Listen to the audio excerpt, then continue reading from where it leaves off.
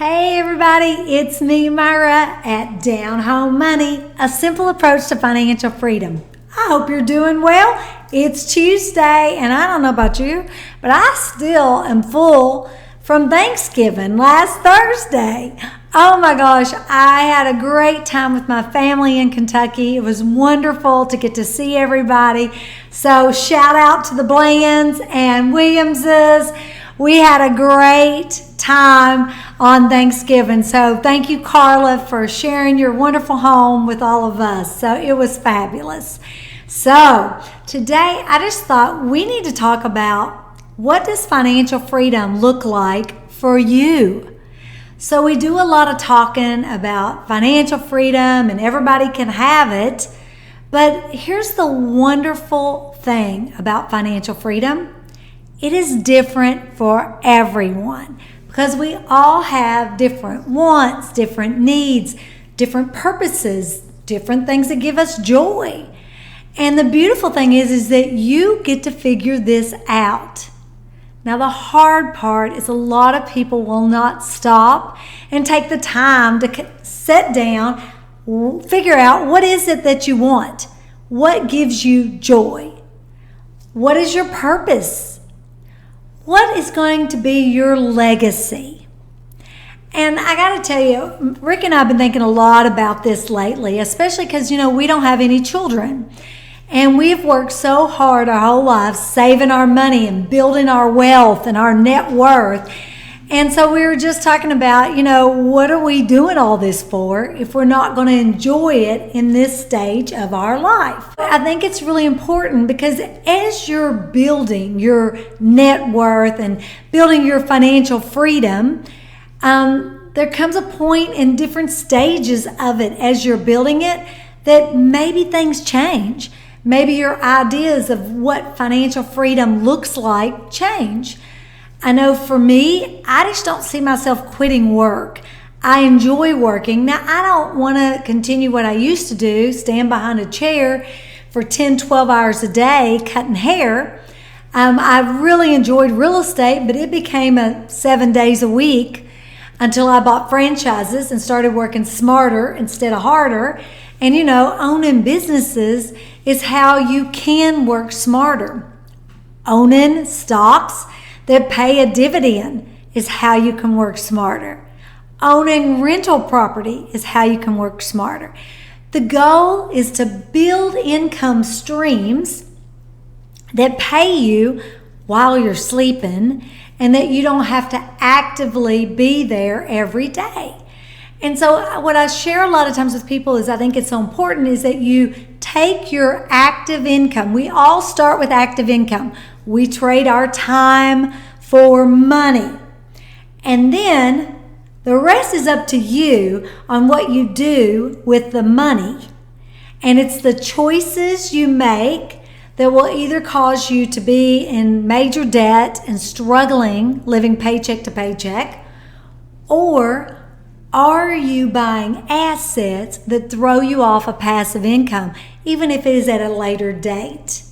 So I think it's just, I'll tell you something. Rick and I, while we were in town, I have a condo in northern Kentucky because I didn't like staying at hotels when we would go. I would go, to Kentucky to be at my business. I go about 1 week a month. And I didn't like staying at hotels. Plus, they're so expensive. I can buy something. So about 5 years ago, I bought a condo for $78,000. Cute. Super cute. I have the best neighbors ever. If you're watching, hey, Michelle. I've got the best neighbors ever. Hey, Mike. So I'm very blessed. So this condo that I paid $78,000 for, I could live there forever. It's that perfect. It's so cute.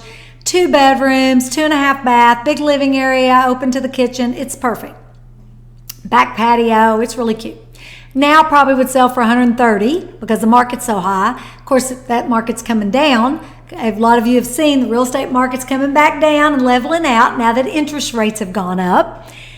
But I also have a car there, so I don't have to rent a car because renting a car was costing $300 to $500 a week. And so I bought a $3,000 car and I have a car there to drive, okay? So I have $3,000 in my car and $78,000 in my house. Now, you guys, when you think about your expenses, what are your highest expenses? It's your housing and your vehicle, transportation, right? So now I've got a total of $81,000. No payments, paid cash for them. So when we talk about financial freedom, this just shows you that you can have your house and your car taken care of for relatively cheap. And you can work less hours and enjoy life, because when you're young is when you usually are working the hardest to get, to make ends meet, and you're not enjoying your life as much. But if you get your expenses down and you don't have, what happens is as we get raises or we make more money, we have lifestyle creep. So automatically you go into a more expensive house, a more expensive car, right? And we keep getting in higher debt. But think about this. Let's say you make $50,000 a year. And if you bought one of these little condos, and they still have cheap condos out there, if you bought this condo is costing me $3,600 a year total. That's for taxes, insurance, HOA, and my utilities. That's it. So it's costing me $3,600 a year for those. I'm living for hardly anything. I don't have to make that much money if I lived in that condo and drove that car.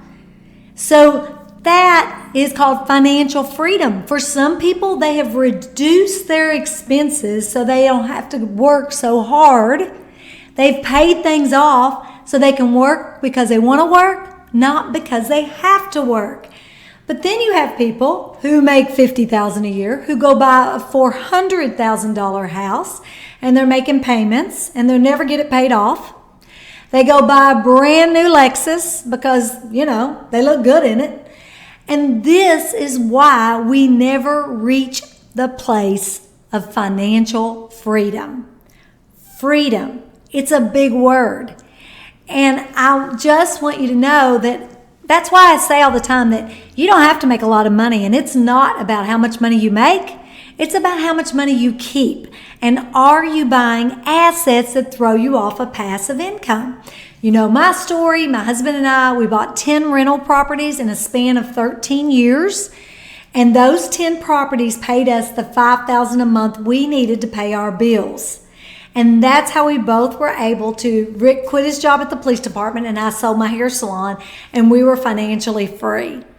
Now, I got bored. I was too young. I was 33 years old. So after 3 years, we had traveled. We had done all these things. I got my real estate license and started a whole new career. So I just want you to know that financial freedom is for everyone. It truly is. And it's about the choices that we make.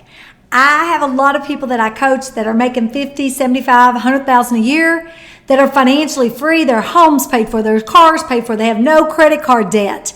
They strictly have essential living expenses, meaning electric, water, and food, and transportation, gas to get where they're going, but everything's paid for. So they can work a lot less and enjoy life and have the freedom to do what they want. I think that's a lot more valuable than working yourself to death so you can have all these things that you think people are looking and are so impressed by.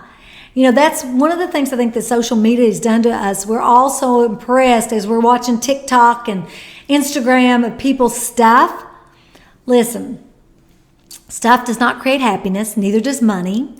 You have to dig deep and figure out what makes you happy and what gives you joy, and do a lot more of that. That is truly where true happiness is. I know Rick and I are in a place in our life that we've built a little empire from hard work and saving our money. We didn't build it from making a ton of money. We didn't make a lot of money until the last 10, 15 years. Before that, we were just very frugal and really good with our money. Just like I've told you before, I've coached people that make $1 million a year, but when you spend $1.2 million, that's a $200,000 a year deficit. They're actually more poor than someone that makes $100,000 a year that only spends $80,000 because they've saved $20,000. It's not how much money you make. It's how much money you save and how much money you keep and what you do with it. And are you buying assets, whether it's real estate, whether it's honestly paintings and antiques, things that are collectibles that sell at a higher price at a later date. Are you buying stocks and dividend investments? There's so many things you can be buying that are assets that appreciate so that they can be worth more and you can sell them at a later date. You know, I think I told you guys, I sold a house this year that I paid $62,000 for in 2014, I think is when it was. And I sold it this year for over $258,000. That's an appreciating asset. And it's been rented the whole time, paying me every month. I want you guys, that's what I've done this channel for, is I truly want to make a difference. I did the channel in order to help tell some of these stories and help people see their money differently and not have to go trade time for money. So thank you guys so much for supporting my channel. I appreciate you. Next week, we'll do my portfolio and what my dividends brought in for the month of November. So I'll see you then. Be sure and subscribe. Give us a thumbs up. Hope you have another great week. See you next Tuesday. See ya.